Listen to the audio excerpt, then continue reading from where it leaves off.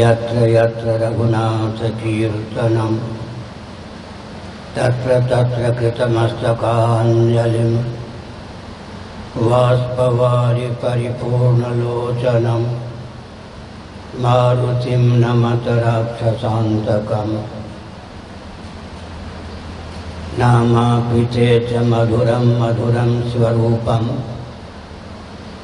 कर्मापिते च मधुरं मधुरा स्मृतिश्च बुद्धिं प्रबोधय प्रभो मधुबोधशक्तिं विद्यां प्रयच्छ परमां परिभावयामि कोमलं कूजयन् वेणुं श्यामलोऽयं कुमारकः वेदवेद्यं परं ब्रह्म भासतां हृदये मम कूजन्तं राम रामेति मधुरं मधुराक्षरम् आरुह्य कविता शाखां वन्दे वाल्मीकिकोकिलम् निगमकल्पतरोर्गलितं फलं शुकमुखादमृतद्रवसंयुतं पिबत भागवतं रसमालयं मुहुरहो रसिका भुवि भावुकाः शृणादपि सुनीचेन तरोरपि सहिष्णुना अमानिना मानदेन कीर्तनीयः सदा हरिः। श्रीराम जय राम जय जय राम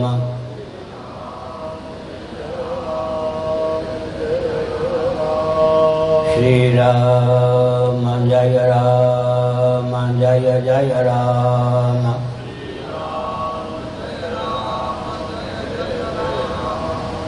धर्म की अधर्म का प्राणियों में विश्व का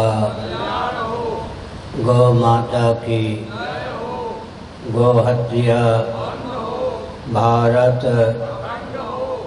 अखंड हो भारत सर्वभूत हृदय धर्म सम्राट श्री स्वामी करपात्री जी महाराज की श्री जगन्नाथ महाप्रभु की श्री बलभद्र महाप्रभु की भगवती सुभद्रा देवी की हर हर महादेव।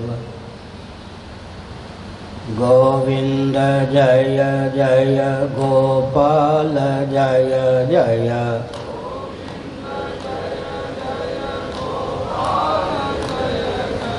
राधा रमण हरे गोविंद जय जय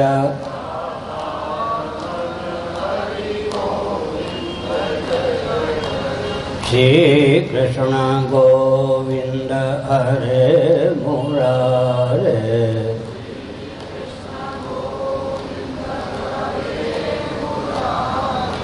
ये नाथ नारायण वासुदेव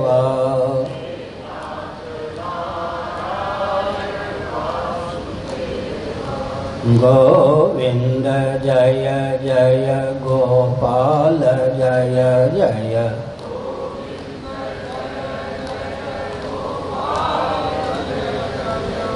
राधा रमण हरे गोविंद जय जय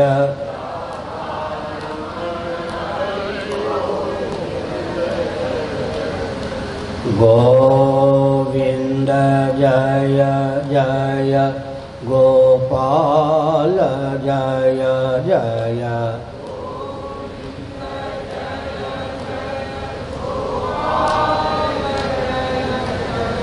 राधा रमण हरे गोविंद जय जय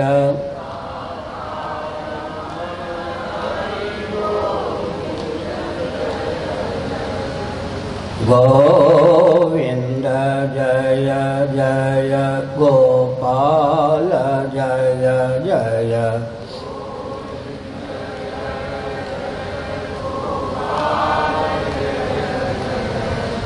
राधा रमण हरे गोविंद जय जय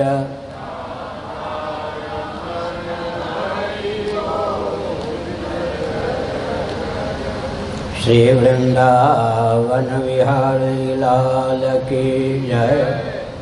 नमो महद्भ्यः शंभो शिव शिव शिव शिव शिव शिव नारायण नारायण नारायण।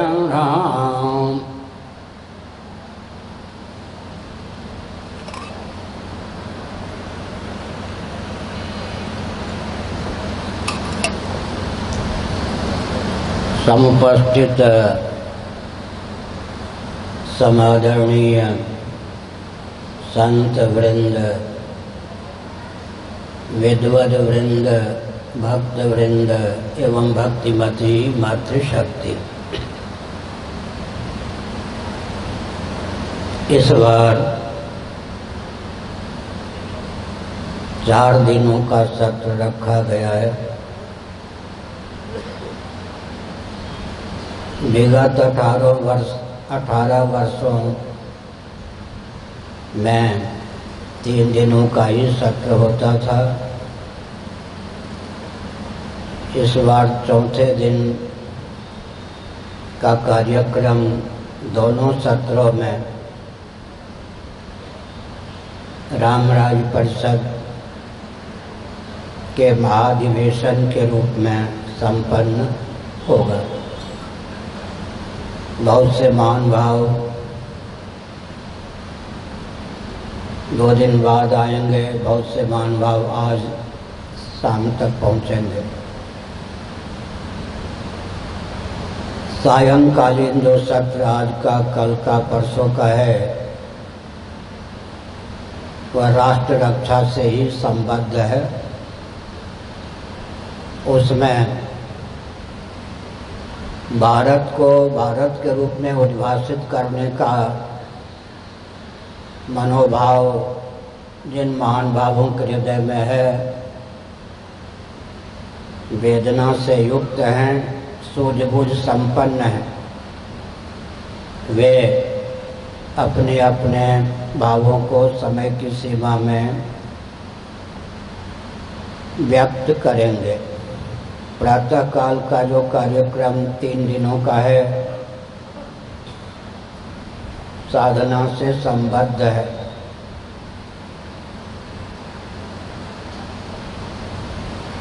आज का विषय है वेदादि शास्त्र सम्मत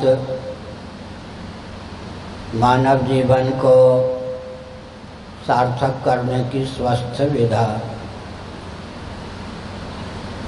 विषय निर्धारण मैंने किया है। सज्जनों, देश में जो भी विसंगतियां हैं,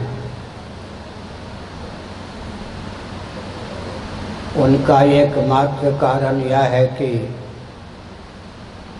सृष्टि की संरचना का और मानव जीवन की समुपलब्धि का जो प्रयोजन है, उसका ज्ञान नहीं है।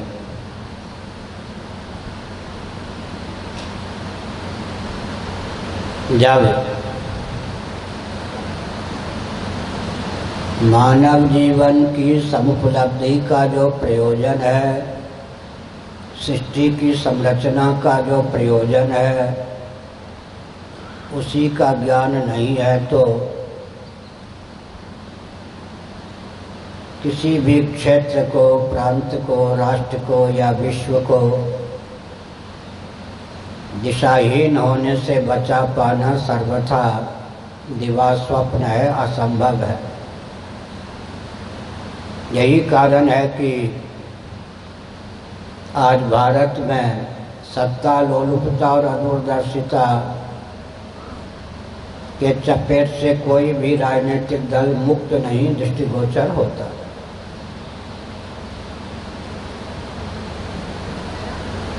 प्रायः राजनेताओं को देश की दिशाहीनता का मुख्य कारण क्या है, इसका ज्ञान भी नहीं है। क्योंकि उनकी शिक्षा जो प्राप्त हुई है उन्हें वो भौतिक आधार पर है। अंग्रेजों की कूटनीति को क्रियान्वित करने के आधार पर उन्हें शिक्षा दी गई है। उनका हृदय और मस्तिष्क दोनों ही भारत को भारत के रूप में ख्यापित करने योग्य नहीं रह गया है। ऐसी स्थिति में सायंकालिक सत्र में राजनीति की स्वस्थ परिभाषा और उसको क्रियान्वित करने की स्वस्थ विधा जो है उस पर प्रकाश डाला जाएगा। इस समय इस तथ्य को हृदयंगम करने की आवश्यकता है कि महाप्रलय के पूर्वक्षण पर्यंत जो जीव कैवल्य मोक्ष नहीं प्राप्त कर सके और महाप्रलय में सच्चिदानंद स्वरूप सर्वेश्वर से एकीभूत होकर 31 नील 10 खरब 40 अरब वर्षों तक विद्यमान रहे। उन अकृतार्थ जीवों को उनके शुभाशुभ कर्मों के फलस्वरूप महासर्ग के प्रारंभ में सच्चिदानंद स्वरूप सर्वेश्वर ने देहेंद्रीय प्राणांतकरण से युक्त जीवन प्रदान किया। उन्होंने आकाश, वायु, तेज, जल, पृथ्वी इन पंचभूतों की संरचना की और पांच भौतिक शरीरों से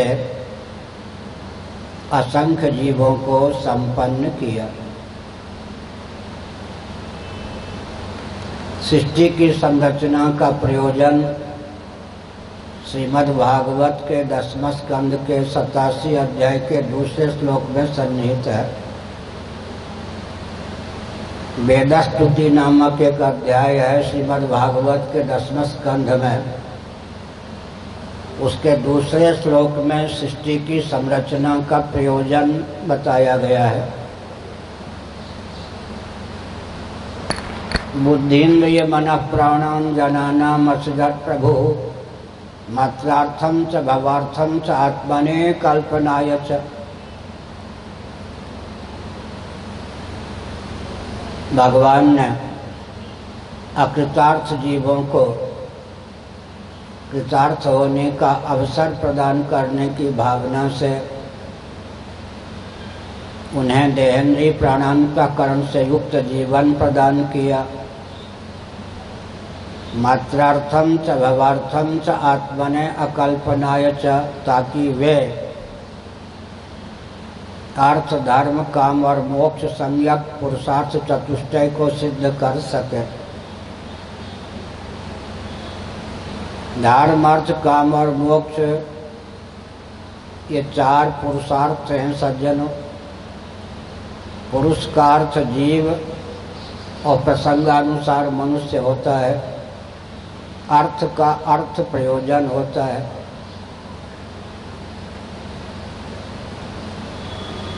प्राणियों की चाह का जो सचमुच में विषय है उसकी समुपलब्धि प्राणियों को हो सके, इस भावना से भावित होकर करुणा वरुणालय सच्चिदानंद स्वरूप सर्वेश्वर ने आकाश, वायु, तेज, जल, पृथ्वी से मंडित सृष्टि की संरचना की और जीवों को देहेंद्रीय प्राणांतकरण से युक्त जीवन प्रदान किया। योग दर्शन आदि के आधार पर विचार करें तो दो शब्दों के माध्यम से पुरुषार्थ चतुष्टय को ख्यापित किया गया है, भोग और मोक्ष। उसी का दूसरा नाम है भोग और अपवर्ग। उसी का एक और नाम है अभ्युदय और निश्रेयस। धर्म, अर्थ, काम और मोक्ष, ये 4 पुरुषार्थ हैं। इनको 2 ही शब्दों के माध्यम से भी ख्यापित किया गया है। भोग और मोक्ष कहीं कहा गया, कहीं भोग और अपवर्ग कहा गया, कहीं अभ्युदय और निश्रेयस कहा गया। अभ्युदय का अर्थ होता है लौकिक पारलौकिक उत्कर्ष।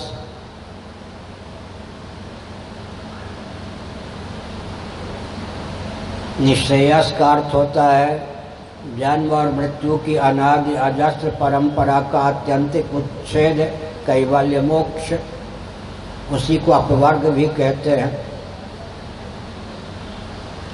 वैशेषिक दर्शन का यह सूत्र है, यतोऽभ्युदय निश्रेयस सिद्धि सधर्मः।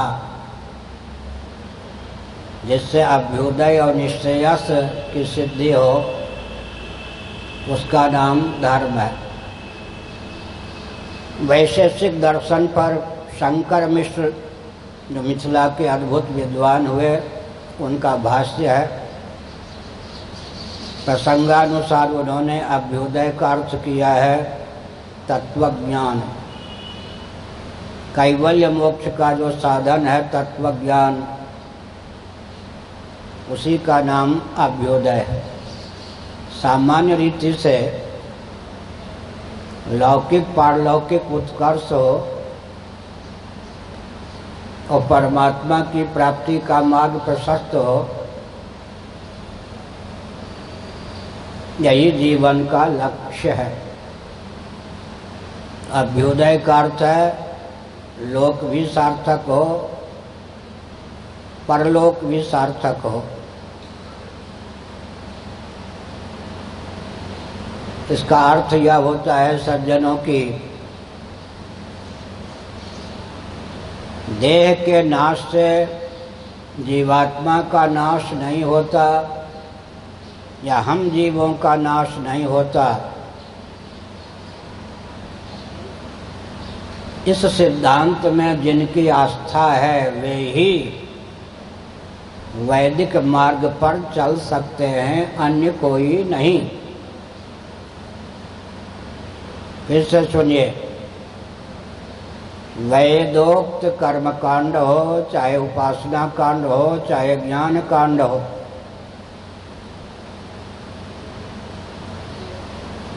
किसी भी कांड के निर्वाह के लिए प्रथम योग्यता यह होनी चाहिए कि देह के नाश से जीवात्मा का नाश नहीं होता। इस बात को समझे बिना जीवन में उचित उत्कर्ष संभव ही नहीं है।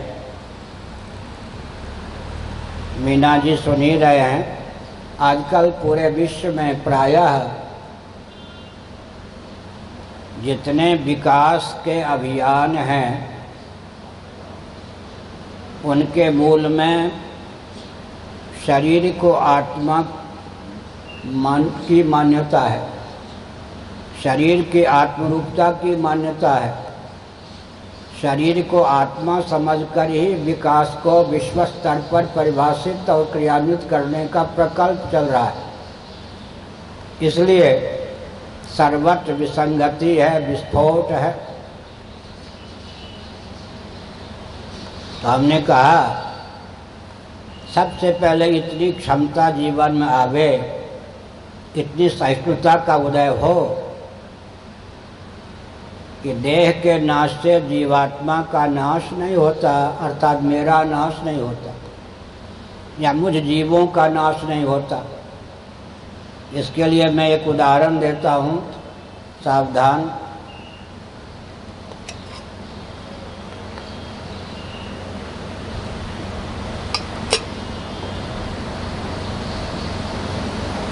कल्पना कीजिए किसी व्यक्ति की आयु 70 वर्षों की पूर्ण हो चुकी है कदाचित उसने 1 वर्ष की अवधि में 10 ही स्वप्न देखा हो, तो भी 70 वर्षों की अवधि में स्वप्न के 700 शरीर उसके नष्ट हो चुके हैं। केवल इस दृष्टांत के बल पर डंके की चोट से यह तथ्य ख्यापित होता है कि देह के नाश से जीवात्मा का नाश नहीं होता। देह की संख्या 700 हो गई, लेकिन हर जीव अपनी संख्या एक ही मानता है। यह भी सिद्ध हो जाता है कि देह के भेद से जीव में भेद की प्राप्ति नहीं होती। विकास का वैदिक आधार क्या है, विकास की वैदिक आधारशिला क्या है, इस पर विचार करने की आवश्यकता है। आधारशिला यही है कि देह के नाश से जीवात्मा का नाश नहीं होता, देह के भेद से जीवात्मा में भेद की प्राप्ति नहीं होती।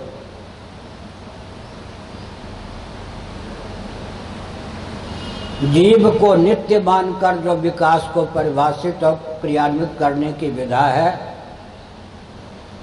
उसके मूल में आध्यात्मिक बोध सन्निहित है। इसलिए विकास के नाम पर उन्माद और विस्फोट की किंचित भी संभावना नहीं है। और एक विचित्र तथ्य है, एकांत में बैठकर इस पर ध्यान केंद्रित करना चाहिए। हमारे चंद्र प्रकाश जयदयाल जी ने 19 वर्ष पहले कहा था, जम्मू कश्मीर पंजाब से पूरी दूर है, हम लोग अपने कार्यक्रम में रचे पचे रहते हैं। क्या ही अच्छा हो कि 3 दिनों के लिए पंजाब जम्मू कश्मीर क्षेत्र में साधना शिविर का आयोजन हो। तो मैंने कहा केवल साधना नहीं, साधना और राष्ट्र रक्षा शिविर उसका नाम दिया जाए। कई शिविर का आयोजन पंजाब के मान्य महानुभावों ने पंजाब में, जम्मू कश्मीर में, हिमाचल में किया।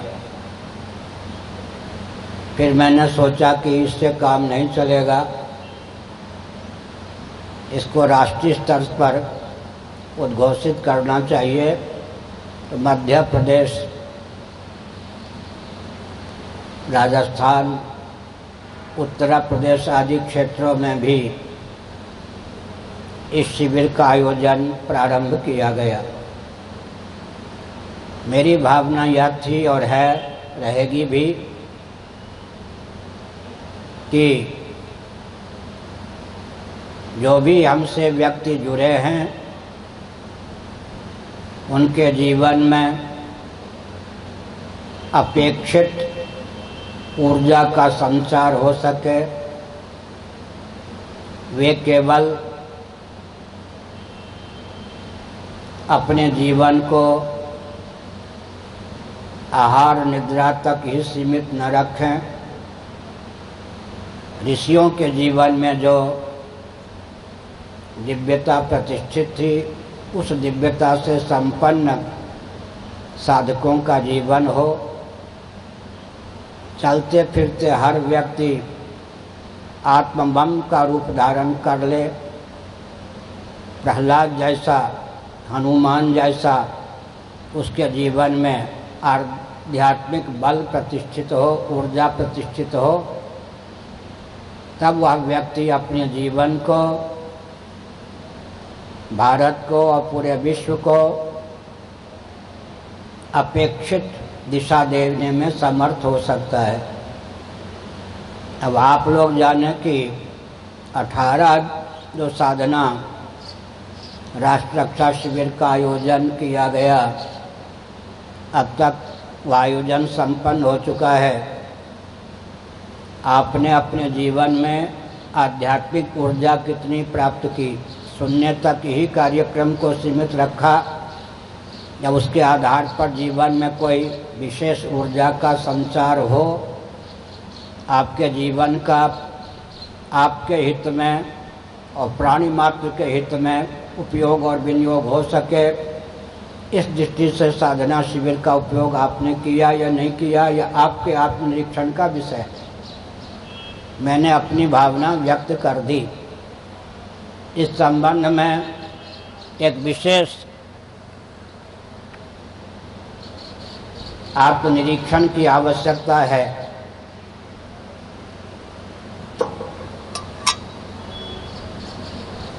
यहीं पर भौतिकवादी घुटना टेक देते हैं। भौतिक विधा से भोजन वस्त्र आदि की सारी व्यवस्थाएं संपन्न हो जाएं तो क्या जीवन की सार्थकता संभव नहीं है? किसी भी वर्ग, तंत्र, प्रांत या राष्ट्र का उत्कर्ष संभव नहीं है। इस रॉकेट, कंप्यूटर, एटम, मोबाइल के युग में भला अध्यात्म की उपयोगिता और आवश्यकता ही क्या है? अगर ऐसा प्रश्न आपके हृदय में है या आपके सगे संबंधी इस प्रकार का प्रश्न आपके सम्मुख उद्भासित करते हैं तो आपके पास क्या उत्तर है? यह भी आवश्यक है। मैं एक संकेत करता हूँ जो बहुत महत्वपूर्ण है। आपके घर के ही बाल गोपाल, छोटी छोटी बालिकाएं, छोटे छोटे बालक, आपके बेटे, नाती, पोते, वे मोबाइल से आजकल खेलते हैं। उनका मस्तिष्क मोबाइल के माध्यम से बाहर से विकसित, अंदर से इतना विकृत हो चुका है कि वे कुछ धर्म अध्यात्म को लेकर प्रश्न जड़ देते हैं तो उस प्रश्न का उत्तर आपके पास नहीं होता। तब वो समझते हैं कि धर्म और अध्यात्म ढकोसला है, कि माला फेरने वालों में, भजन करने वालों में कोई दम खम नहीं है। नास्तिकता यहाँ से प्रारंभ होती है। आपके घर के बेटे, पोते, नाती, नातिन को भी धार्मिक या आध्यात्मिक बनाने की क्षमता प्रायः आप में नहीं रह गई है। गिने चुने ऐसे परिवार हैं जिनके यहाँ आस्तिकता परंपरा से चल रही है। मैं नाम नहीं लूँगा। मेरे बहुत से शिष्य 8-8 घंटा भजन करने वाले परलोक चले गए, लेकिन अपनी आस्तिकता अपने साथ ले गए। बहुत से ऐसे मेरे शिष्य सन्यासी भी हैं जिनके पुत्र नास्तिक और आस्तिक के बीच में हैं। यहाँ भी बहुत से व्यक्ति हैं जिनका मैं नाम नहीं लूँगा, जिनके बेटे आस्तिक नास्तिक के बीच में हैं। अगली पीढ़ी में नास्तिक ही हो सकते हैं उनके पुत्र। यह जो एक विचित्र समस्या है कि जो आस्तिक गिने जाते हैं वो अपनी आस्तिकता अपने साथ लेके चले जाते हैं। अपनी आस्तिकता का संचार बेटे, बेटी, पोते, पोती तक, नाती, नातिन तक नहीं कर पाते। मैं बहुत ही अपनी दृष्टि से नीचे उतर कर बोल रहा हूँ। इस समस्या का समाधान अगर आप नहीं ढूंढते हैं तो रोने के अलावा कुछ हाथ नहीं लगेगा। आधुनिक नास्तिकता के प्रवाह में आपके बेटे, पोते, बेटी, पोती आपको भले ही बहा ले जाए, आप में वो क्षमता नहीं है कि आप उनको आस्तिक बनाकर, आध्यात्मिक बनाकर ध्रुव और प्रहलाद के मार्ग पर ले जा सकें या मीराबाई के मार्ग पर ले जा सकें। इसलिए सबसे पहले आवश्यक है कि अपने जीवन का स्तर बढ़ाइए। खान पान का स्तर बढ़ा लेने से, भवन का स्तर बढ़ा लेने से कोई जीवन का स्तर नहीं बढ़ता है। मैं उदाहरण देता हूँ। परीक्षित बालुका पर बैठे थे, प्रायोपवेशन अनशन की दशा में थे, अन्न जल का त्याग कर चुके थे।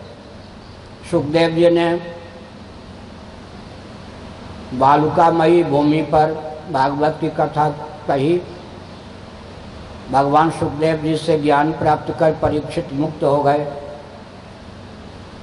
सुखदेव जी के पिता पितामह आदि भी वहाँ श्रोता के रूप में विद्यमान थे। लेकिन जब से भागवत भवन में भागवत की कथा होने लगी, कोई मुक्त हुआ? जब झोपड़ी में स्वाभाविक कंदरा में गायत्री का पुरस्चरण ब्राह्मण आदि करते थे, सिद्ध हो जाते थे। जब शिष्यों के यहाँ निमंत्रण देकर बहुत बढ़िया आलीशान गुफा बनाकर गायत्री का पुरस्चरण करने लगे, कोई मुक्त भी हुआ? हनुमान जी का दर्शन स्वप्न में भी हुआ या गायत्री देवी का दर्शन हुआ? तो हमने क्या संकेत किया? संकेत यह किया कि बाहरी स्तर बढ़ा लेने पर कोई जीवन का स्तर बढ़ जाता हो, नहीं। ये तो भौतिकवादियों की दृष्टि है। इसीलिए साधना शिविर के द्वारा जीवन में कितनी ऊर्जा का संचार हुआ, इस पर विचार करना चाहिए। लेकिन पूज्य स्वामी अखंडानंद सरस्वती जी महाभाग कहा करते थे, एक ब्राह्मण गायत्री का पुरस्चरण करने बैठे, सामने शीशा दर्पण रख लिया, एक बार गायत्री मंत्र जपते और देखते कि कितना तेज आया दर्पण में, मुख का प्रतिबिंब, ये ढंग से काम नहीं होता है। दूध को गर्म करके जामन उसमें डाल दें और बार बार झांके कि दही बना या नहीं बना, या चंचलता है। अपेक्षित समय तो साधना की सिद्धि के लिए लगाना ही चाहिए, लेकिन शरीर को आत्मा मान करके जीवन में कोई अपेक्षित बल और वेग का संचार हो सके, संभव नहीं है। आजकल मैं प्रायः प्रवचनों के माध्यम से कहा करता हूँ, गूलर का जो पका हुआ फल होता है उसको तोड़िए, 2 टुकड़े कर दीजिए धीरे से, उसमें जो फुदकते हुए जंतु होते हैं, पतंगे होते हैं, कीट होते हैं, वे जब तक गूलर के फल के अंदर होते हैं तब तक उनकी सृष्टि का क्षेत्रफल पूरे गूलर का अंतरंग भाग भी नहीं होता, क्योंकि वहाँ अवरोधक सामग्री विद्यमान रहती है। जब गूलर के फल को फोड़ देते हैं और जो पतंगे उसके बाहर आ जाते हैं, तब उनको लगता है इतनी बड़ी सृष्टि है। यद्यपि पूरी सृष्टि तो उनकी दृष्टि का विषय बन ही नहीं सकती, लेकिन जब तक वो गूलर के फल के अंदर होते हैं तब तक उनकी दृष्टि बहुत संकीर्ण होती है। इसीलिए सज्जनों, ये भौतिकवादी जितने हैं अपने आप को बुद्धिमान बहुत मानते हैं, लेकिन बुद्धि की सीमा उनकी अत्यंत न्यून होती है। वे विकास को विकास के रूप में न समझ सकते हैं, न परिभाषित कर सकते हैं, न क्रियान्वित कर सकते हैं। दूसरा उदाहरण मैं देता हूँ। कूप मंडूक शब्द आपने सुना होगा। मंडूक माने मेढक। कुएं में पड़ा हुआ जीवित मेढक उछल कूद मचाता है। कभी कभी उसकी दृष्टि कूप के ऊपर खुले आकाश की ओर जाती है। तब वो एक क्षण के लिए सोचता है कि कूप के अंदर की ही सृष्टि नहीं है, सृष्टि का क्षेत्रफल बहुत विस्तृत है। लेकिन कूप मंडूक जो होता है वो गूलर के अंदर के कीड़े पतंगे की तरह से संकीर्ण दृष्टि वाला नहीं होता, उसकी दृष्टि कुछ प्रशस्त होती है। मैं कहाँ से बोल रहा हूँ? उदाहरण अपनी ओर से दे रहा हूँ, सिद्धांत छांदोग्य उपनिषद से ले रहा हूँ। छांदोग्य उपनिषद में कहा गया, इंद्रियां हैं 5 ज्ञानेंद्रियां, कान के द्वारा सुनते हैं, त्वक के द्वारा छूते हैं, नेत्र के द्वारा रूप का दर्शन करते हैं, जिह्वा या रसनेन्द्रिय के द्वारा रस का आस्वादन करते हैं, नासिका के द्वारा गंध का ग्रहण करते हैं। ये 5 ज्ञानेंद्रियां हैं। बहुत महत्वपूर्ण तथ्य है, जीवन में उत्कर्ष प्राप्त करने के लिए महत्वपूर्ण तथ्य क्या है? इंद्रियों की गति वर्तमान में ही होती है। इसका अर्थ क्या हुआ? इंद्रियों में तादात्म्यपन्न, घुला मिला, रचा पचा, गीधा हुआ जो जीव होता है, उसकी दृष्टि इतनी सीमित होती है कि वर्तमान के अतिरिक्त भूत और भविष्य तक जा ही नहीं सकती है। और भी दृष्टि उसकी अत्यंत संकुचित होता ही है, पूरे वर्तमान तक भी उसकी दृष्टि सीमित नहीं रह पाती या जा नहीं पाती। जो व्यक्ति इंद्रियों के माध्यम से विषयों की दास्ता पालता है, शब्द स्पर्श रूप रस गंध, ये 5 विषय हैं और इनके अभिव्यंजक संस्थान शक चंदन बनता व्यंजनादि। तो हमने एक संकेत किया, इंद्रियों के माध्यम से विषयों तक पहुंचा हुआ जीव इंद्रियों के माध्यम से विषय रस का लंपट जो जीव बन गया है, चाहे कोई भी क्यों न हो, उसकी दृष्टि इतनी संकुचित होती है कि वह पूरे वर्तमान तक भी सीमित नहीं रह पाती, फैल नहीं पाती, प्रशस्त नहीं हो पाती। इसीलिए छांदोग्य उपनिषद ने कहा, इंद्रियों की गति केवल वर्तमान तक है। लेकिन जीव का दिव्य चक्षु क्या है? जीव का ज्ञान चक्षु क्या है? मन। छांदोग्य उपनिषद, हम जीवों को दिव्य चक्षु प्राप्त हो सकता है और हमारे पास प्राप्त है, उसका नाम है सज्जनों मन। जीव का दिव्य चक्षु, जीव का ज्ञान चक्षु मन है। भगवद गीता का अध्ययन अनुशीलन अनुवाद के माध्यम से करते होंगे, बन सके तो गीता प्रेस से भी संभवतः प्रकाशित है।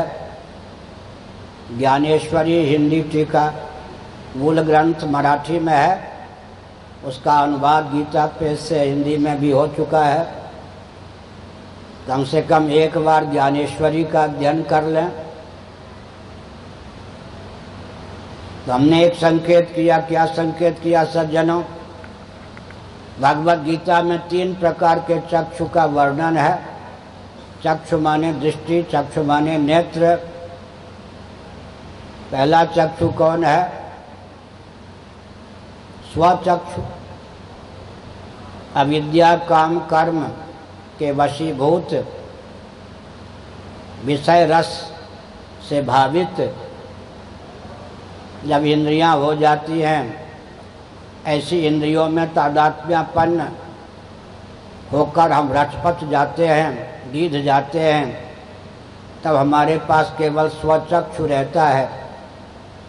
भगवान श्री कृष्ण ने गीता के 11वें अध्याय के अनुसार अर्जुन को कहा, तुम मेरे सर्वाश्चर्यमय विश्व रूप का दर्शन करना चाहते हो, तुम बालक सखा हो, मैं पालक सखा हूं। जिन विभूतियों का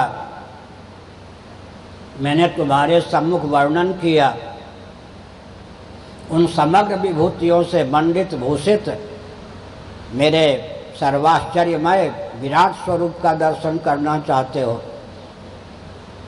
अगर तुम्हारे मन में जिन विभूतियों का मैंने वर्णन किया उनके अतिरिक्त भी कुछ देखने की भावना हो, वो भी मेरे विराट स्वरूप में देख सकते हो। देखो मेरे श्री कृष्ण विग्रह में ही वह विराट स्वरूप उद्दीप्त है, प्रस्तुत है। लेकिन अर्जुन ध्यान रखो, तुम स्वचक्षु के द्वारा मेरे विराट स्वरूप का दर्शन नहीं कर सकते। इसीलिए दिव्यम ददामि ते चक्षु, स्वचक्षु के द्वारा अविद्या काम कर्म से बेष्टित, आच्छादित, विषय रस रसिक इंद्रियों में तादात्म्यपन्न होकर तुम मेरे कमनीय वर्णीय सर्वाश्चर्यमय विश्व रूप का दर्शन नहीं कर सकते। न तो माम शक्य से द्रष्टुमने नैव स्वचक्षुषा दिव्यम ददामि ते चक्षु पश्चिमे योगमैश्वरम। लेकिन तुम पर अनुग्रह करके मैं दिव्य चक्षु अपने संकल्प से दिए देता हूँ। उस दिव्य चक्षु के बल पर तुम मेरे विश्व रूप का दर्शन कर सकते हो। क्रियासार, वस्तुसार, भावसार का नाम सज्जनों विभूति है। क्रियासार, वस्तुसार, भावसार का नाम और व्यक्तिसार का नाम विभूति है। भगवान ने गीता के 13वें अध्याय के अंतिम श्लोक के अनुसार और 15वें अध्याय के अनुसार एक और चक्षु का नाम लिया। उसका नाम है सज्जनों ज्ञान चक्षु। विमूढ़ा नानु पश्यन्ति पश्यन्ति ज्ञान चक्षुषः। गीता का 15वां अध्याय। क्षेत्र क्षेत्रज्ञयोरेव मंतरम ज्ञान चक्षुषा भूत प्रकृति मोक्षम च ये विदुर्यान्ति ते परम। गीता के 13वें अध्याय का अंतिम श्लोक। 2 स्थलों पर ज्ञान चक्षु का वर्णन।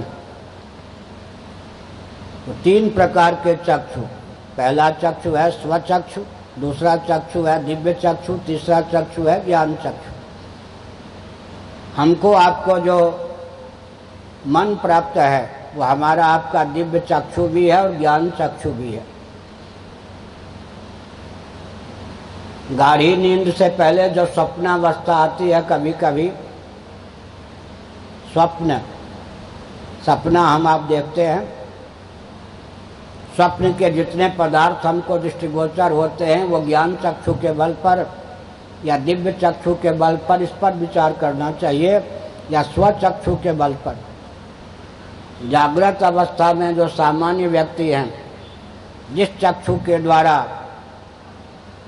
दर्शन करते हैं, जिस दृष्टि से भावित होकर व्यवहार करते हैं, उस दृष्टि का नाम है सज्जनों स्वचक्षु। स्वप्नावस्था में जैसे अर्जुन को भगवान ने जागर दशा में दिव्य चक्षु प्रदान किया, वैसे ही हम लाडले प्यारे अंश सरीखे जीवों को भगवान स्वप्नावस्था में दिव्य चक्षु प्रदान करते हैं। स्वप्न का जो संसार होता है, स्वप्न की जो सृष्टि होती है, वो सज्जनों दिव्य चक्षु का विषय ही बन सकती है। श्री गौड़पादाचार्य महाभाग ने मांडूक्य कारिका में इस तथ्य को उद्भाषित करते हुए कहा, अपूर्व स्थानी धर्म। स्थानी माने धामी, धामी माने धाम में रहने वाला तेजस जीवात्मा, स्वप्नावस्था का पुरुष, उसका अपूर्व धर्म है स्वप्नावस्था। स्वप्नावस्था के पदार्थों का परिज्ञान दिव्य चक्षु के द्वारा ही हो सकता है, चर्म चक्षु के द्वारा, स्वचक्षु के द्वारा नहीं। क्योंकि 5 ज्ञानेंद्रियों के सो जाने पर, 5 कर्मेंद्रियों के सो जाने पर, अंतःकरण के अर्ध निद्रित हो जाने पर और अंतःकरण अर्ध निद्रित होकर जब समग्र ग्राह्य ग्राहक भाव के रूप में परिणत हो जाता है, तब सज्जनों स्वप्नावस्था की प्राप्ति होती है। स्वप्न का ठीक ठीक अनुशीलन करना तो बहुत कठिन है। अच्छे अच्छे वेदांती भी कारखाने चित्त हो जाते। चरक संहिता, मांडूक्य उपनिषद, बृहदारण्यक उपनिषद, शारीरक उपनिषद, महाभारत, शांति पर्व, इन सब के आधार पर कोई व्यक्ति, वो भी गुरुमुख से श्रवण करने पर स्वप्न के रहस्य को जान सकता है। यहाँ पंजाब से भी बहुत महान भाव आए हैं। कई वर्ष बाद आरएसएस विष्णु परिषद में रचे पचे हमारे लाडले प्यारे आनंद जी भी दिखाई पड़ रहे हैं। जहाँ से प्रेरणा मिलनी चाहिए वहीं से लोग दूर हो जाते हैं सेवा के नाम पर।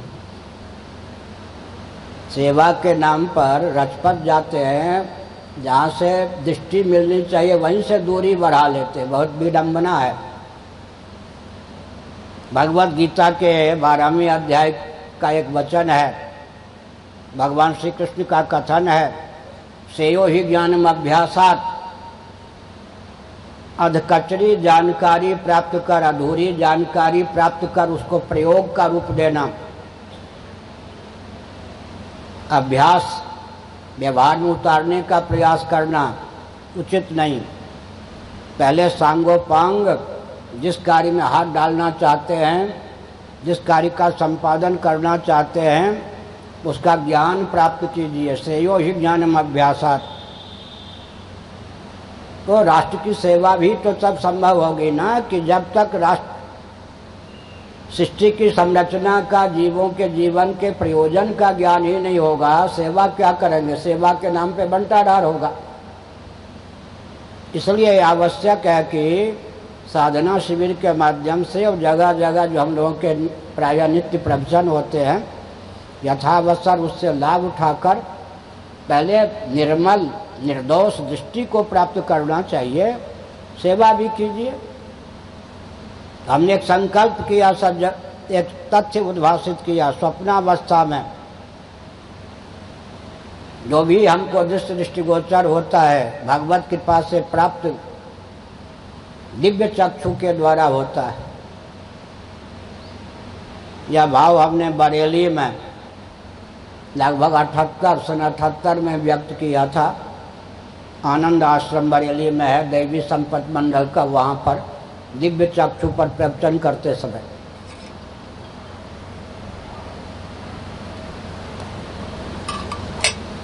अब गीता के 11वें अध्याय की ओर दृष्टि ले जाइए।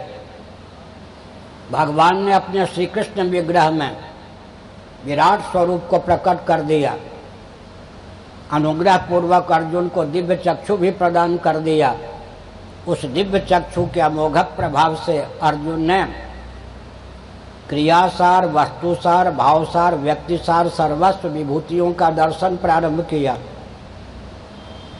लेकिन वह दिव्य चक्षु भी कुंठित हो गया, दिव्य दृष्टि भी कुंठित हो गई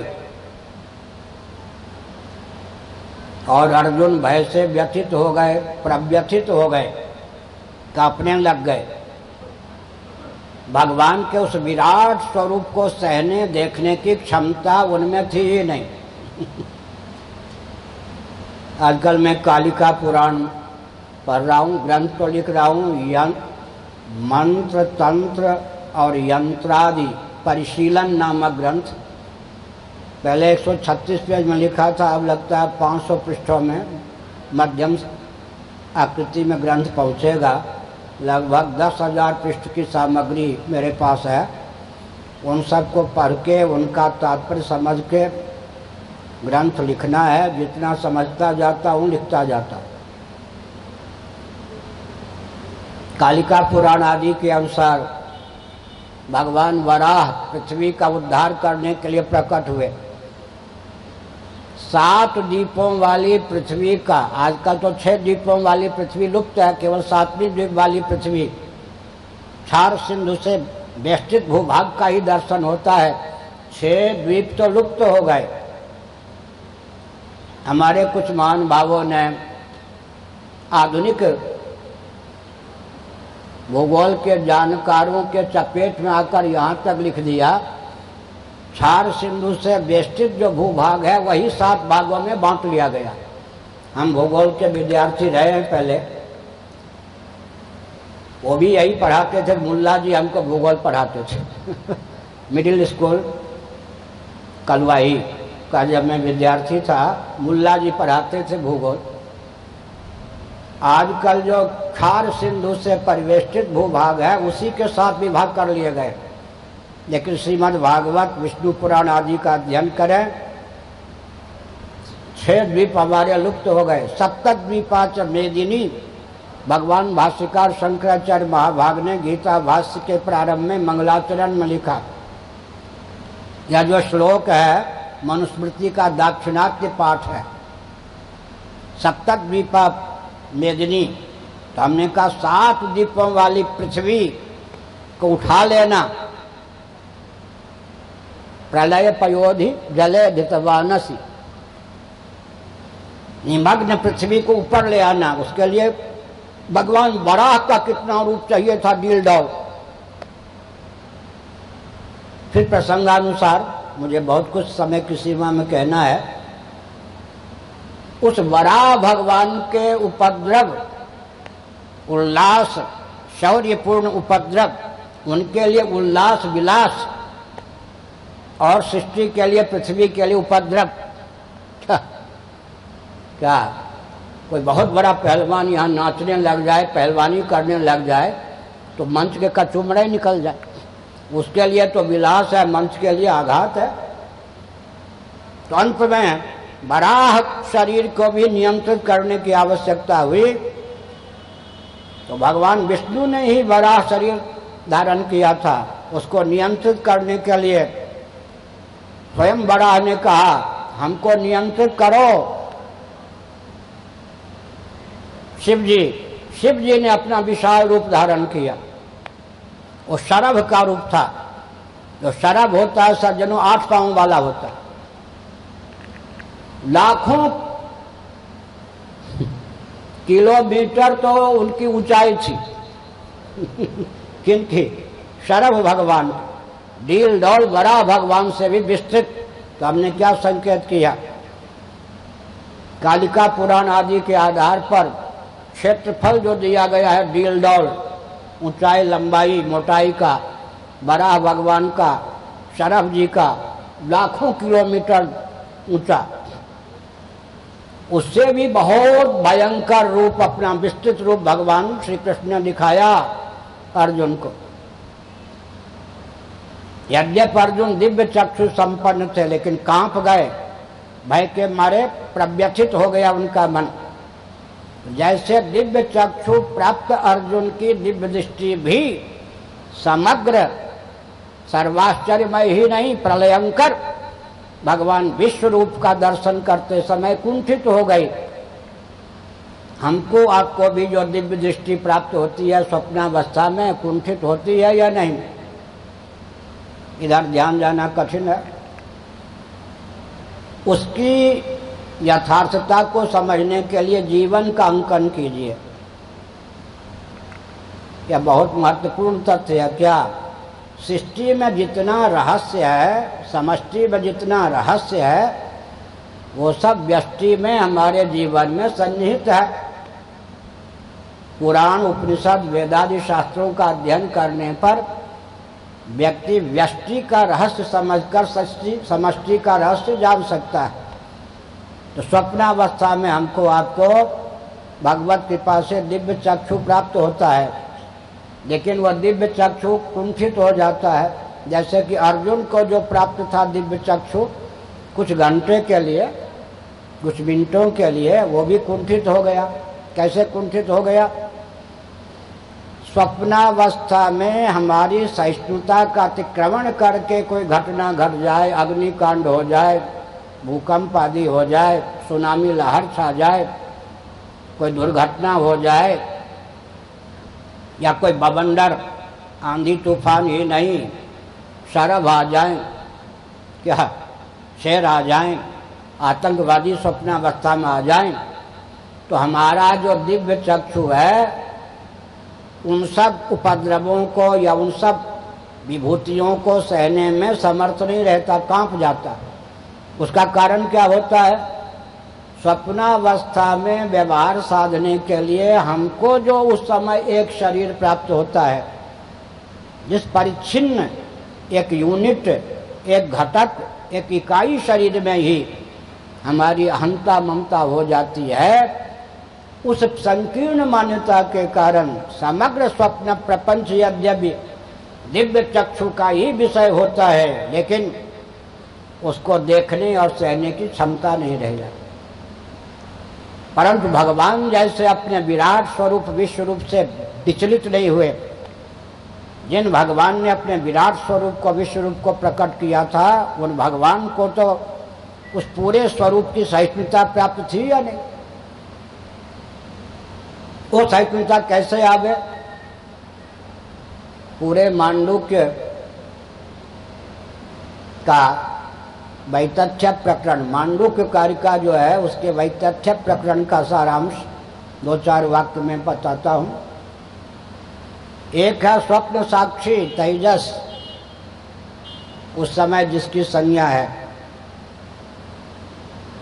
जिसके मन का विलास पूरा स्वप्न प्रपंच है,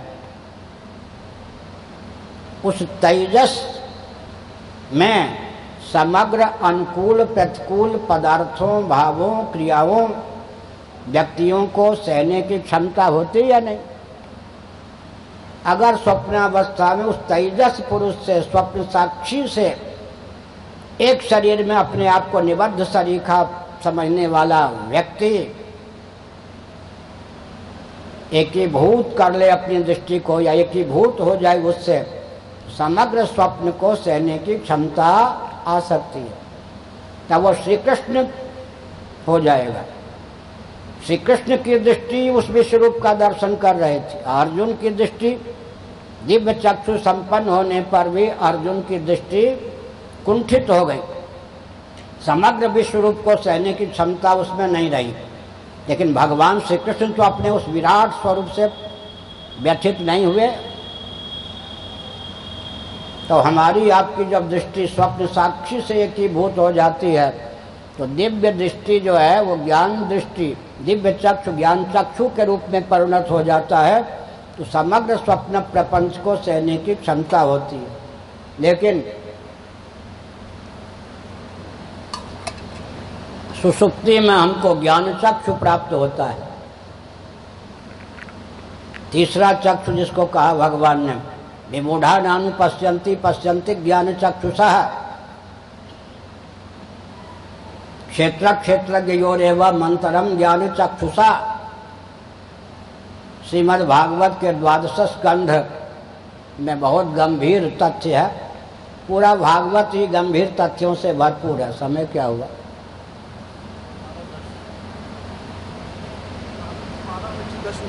हाँ ठीक है, 12:10।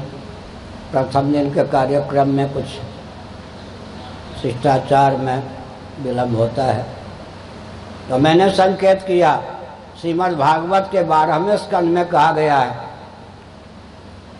अर्थ, इंद्रिय, आशय और ज्ञान। अर्थ, इंद्रिय, आशय और ज्ञान, शब्द, स्पर्श, रूप, रस, गंध, ये विषय हैं, अर्थ हैं। इनके अभिव्यंजक संस्थान मालपुरा, रबड़ी, कजोरी आदि भी अर्थ हैं, विषय हैं। इनमें जब रचपच जाते हम मन और इंद्रिय के माध्यम से, तब केवल स्वचक्षु संपन्न होते हैं। स्वप्नावस्था में इंद्रियों के सो जाने पर मन की गति त्रिकाल हो जाती है। मन त्रिकालदर्शी है, जागृत में भी। इंद्रियों की दृष्टि केवल वर्तमान तक सीमित है, मन की दृष्टि तीनों कालों में है।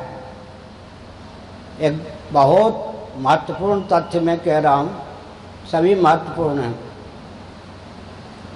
महत्व बुद्धि आपकी प्रवचन में हो इसलिए मैं कह रहा हूँ। इतनी देर में ही जो हमने प्रवचन किया, कहाँ कहाँ से कौन सी सामग्री ला करके पिरो करके, तो कम से कम 15,000 पृष्ठों की सामग्री हमने इतने मिनट में आप तक पहुँचा दी। हमको कोई एक क्षण में नहीं मिली है सामग्री, तो मैं तो आप लोगों को बहुत भाग्यशाली समझता हूँ। लेकिन बहुत कम परिश्रम में बहुत ऊंची सामग्री मिल जाए तो व्यक्ति महत्व नहीं समझते। हमारे यहाँ बहुत से व्यक्ति आए, पढ़े लिखे, उन्होंने सोचा कि आते ही हमको इतना बड़ा पद मिल गया, इतना स्नेह मिल गया, इतना सम्मान मिल गया, ये जरूर ही कोई मूर्ख होंगे हमारे लिए। वो इधर उधर झांकने लगे। अब उनका जीवन तो नष्ट हो गया, दुर्गति हो ही रही है, मरने के बाद उनको नरक मिलना ही है। अत्यंत उग्रवादी, आतंकवादी, धूर्त और उपद्रवी बन गए।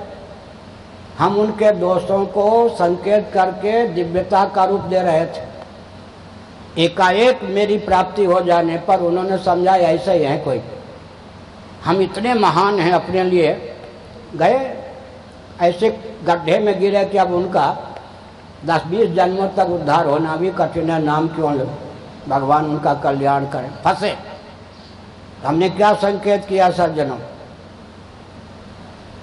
तैत्तिरीय उपनिषद में कहा गया है कि वेदों का निवास मन में। एक अद्भुत विज्ञान आपको दे रहा हूं। वेद, ऋक, यजुः, साम, अथर्व, वेदों का निवास मन में। मनोमय कोश में वेदों का निवास है। और छांदोग्य उपनिषद ने कहा कि मन जीव का दिव्य चक्षु, ज्ञान चक्षु है। मन जीव का ज्ञान चक्षु है, क्योंकि मन में क्या विशेषता है? छांदोग्य श्रुति ने कहा कि मन की गति भूत, भविष्य, वर्तमान तीनों में है। अच्छा, और वेद की गति मनु भगवान से पूछिए। भूतम भव्यम भविष्यं च सर्वम वेदात् प्रसिद्ध्यति। जो कुछ भूत, वर्तमान, भविष्य के गर्भ में है, सब में वेद की गति है। तो वेद का लक्षण, मन का लक्षण एक हो गया या नहीं? इसी लक्षण साम्य से, वस्तु साम्य की दृष्टि से मन में वेद है। वेद की गति तीनों कालों में है, मन की गति भी तीनों कालों में है। इंद्रिय के द्वारा स्मरण थोड़े होता है, स्मरण तो मन के द्वारा होता है ना। भविष्य के लिए जो योजना बनती है वो मन के द्वारा बनती है या इंद्रियों के द्वारा? मोटी सी बात है। जो स्मरण होता है, जिसका पहले दर्शन आदि किया, तो भूत में मन की गति थी, वर्तमान में है, भविष्य की योजना भी बनाता है तो मन बनाता है। तीनों कालों में जैसे वेद की गति है, काल गर्भित जितने पदार्थ है सब में वेद की गति है, वैसे मन की गति काल गर्भित जितने पदार्थ है सब में। आगे क्या है?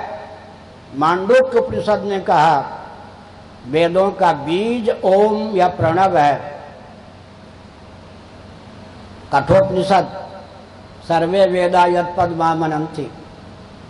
तो मन जो है क्या है? केवल काल गर्भित पदार्थों को ही जानने में समर्थ नहीं, भूत, भविष्य, वर्तमान तक ही मन की गति नहीं, बल्कि यच्च त्रिकालातीतम तदप्य ओंकार एव। कालातीत जो पदार्थ है, अव्याकृत आदि, उसमें भी मन की गति है। आपके मन की भी गति अभी हो सकती है। अब मन को इंद्रिय के द्वार से जगत की ओर मोड़ दिया तो बेहाल हो गए। व्यवहार संपादन के लिए अलग बात।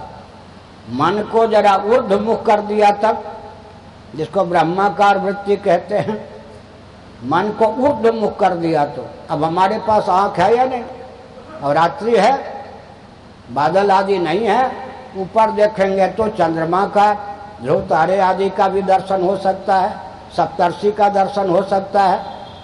और ऐसे करें तो केवल मैदान का दर्शन होगा, गड्ढे की ओर करें तो गड्ढे का भी दर्शन होगा। जैसे यह जो दृष्टि है, एक उदाहरण है, गर्त का भी दर्शन, गर्त में पड़ी हुई वस्तु का, कुएं में प्राप्त मेढक का, जल का, सर्प का भी दर्शन होता है आंख के द्वारा। समतल भूमि का दर्शन होता है, माउंट एवरेस्ट आदि का, यही नहीं, सूर्य का, चंद्र का, ग्रह नक्षत्र का भी दर्शन होता है।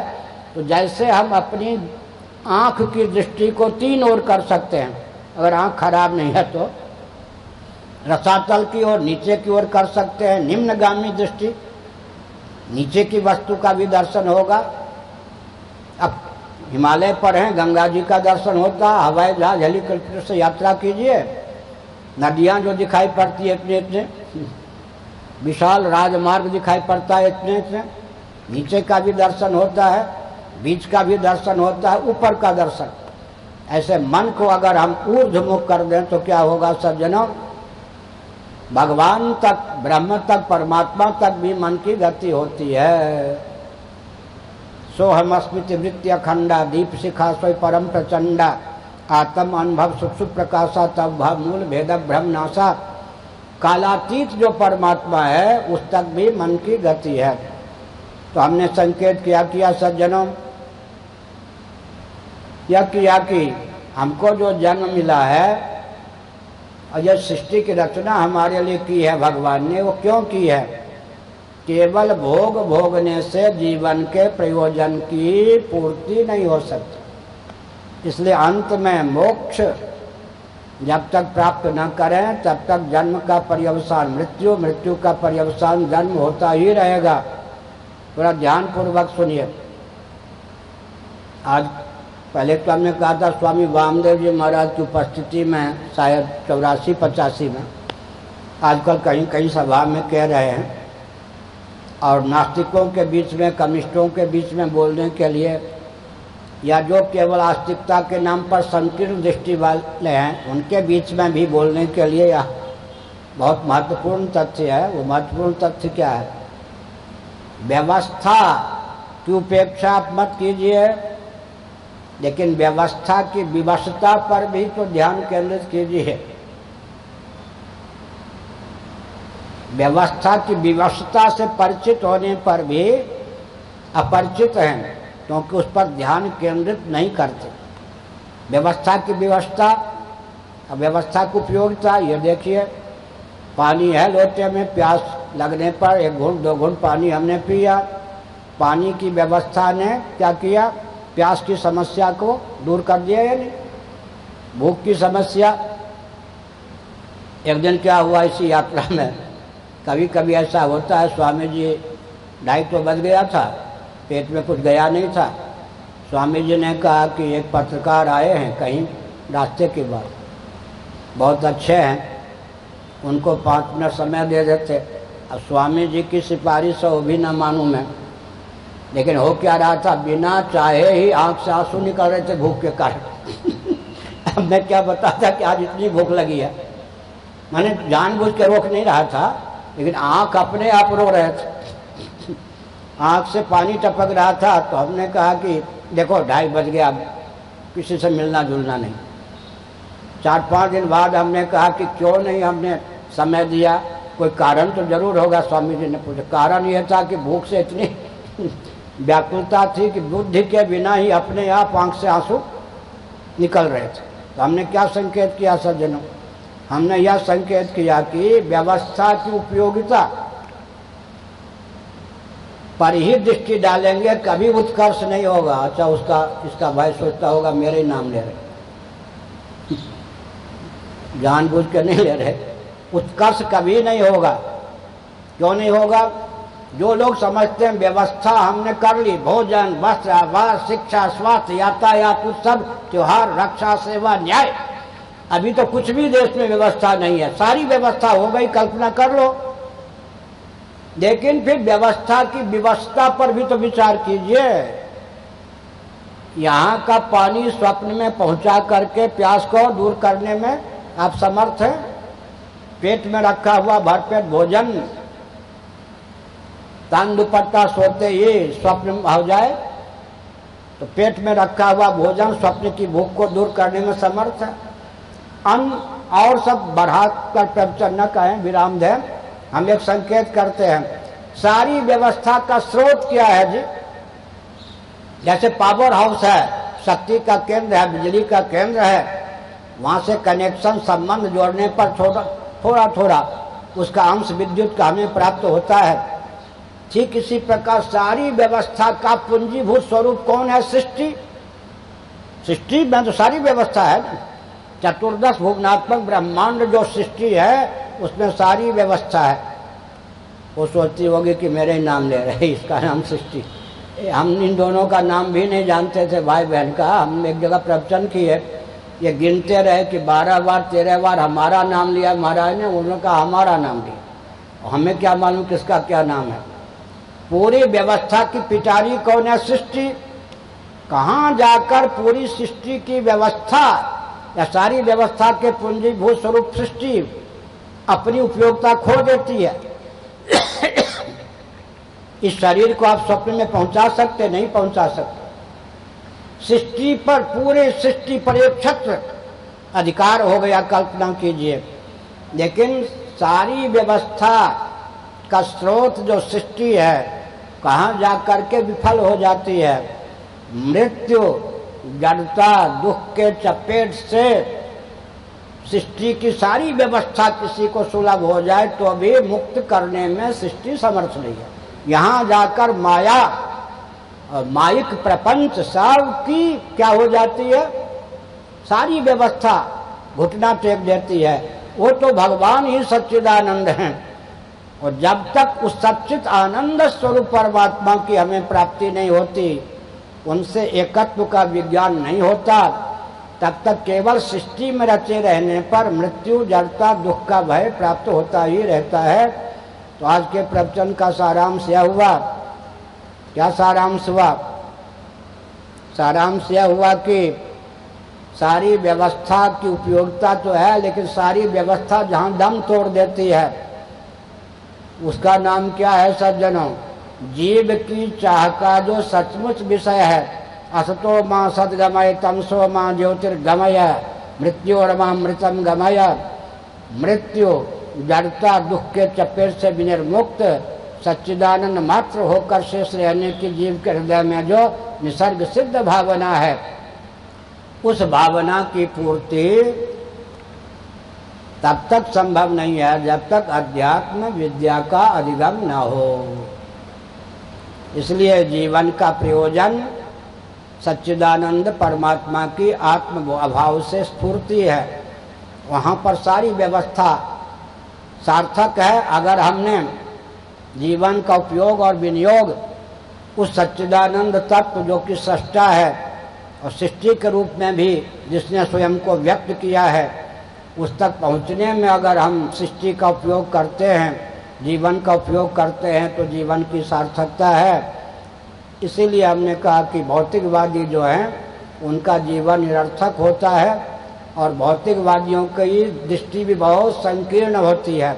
अतः इस रॉकेट, कंप्यूटर, एटम, मोबाइल के युग में भी आध्यात्मिक मनुष्यों की उपयोगिता है, अध्यात्म विद्या की उपयोगिता है। उसको हृदयंगम कर जीवन को सार्थक करने का प्रयास करना चाहिए। 5 बजे से है शाम को 5 बजे से यही कार्यक्रम होगा। आज का विषय क्या है?